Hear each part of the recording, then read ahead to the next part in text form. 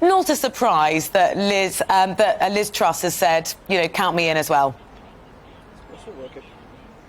No, not a surprise. We've been expecting Liz Truss to be one of the leading contenders for quite some time now, always high up in the betting markets in terms of who might be the next Prime Minister. And indeed, we knew that she flew back early last week from Indonesia, no doubt setting up her campaign upon the resignation of the Prime Minister. This is someone who has run a number of government departments, 6, I believe, over her long time in Cabinet, and so is really pitching on being that candidate of experience to the extent that many of these candidates in this race so far have not been in Cabinet for that long. Of course, Rishi Sunak has been Chancellor for a couple of years, but before then held no big job in Cabinet. You've got other contenders, everyone from Kemi Badenoch to Tom Tugendhat, who haven't had the greatest experience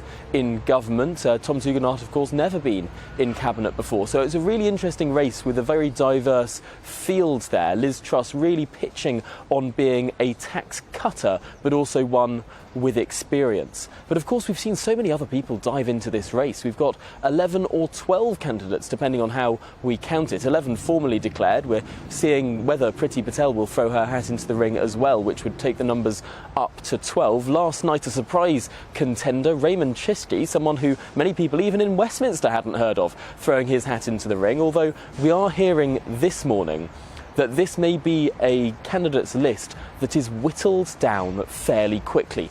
Why is that? Because, of course, the way the Tories elect their leader is that MPs whittle those numbers down until they get to the final 2 that then go out to the Tory party membership in the country to get voted on to then become Prime Minister. And there's only 2 weeks in which the Tory party can whittle those candidates down because, of course, parliamentary recess begins next Thursday. So in order to whittle those candidates down, there's going to be a quick succession of votes. And we're going to be hearing a little bit later today, we hear, that the 1922 committee will be setting out the rules for this contest. Big speculation that the threshold by which a member of parliament may stand to be leader, may get on that initial ballot, will be raised. Last time it was 10 MPs. It could be as many as 36 MPs now to get nominated. That's 10% of the Conservative Parliamentary Party. And so for some of those candidates, that's going to be a pretty high bar to reach in order to get on that ballot paper.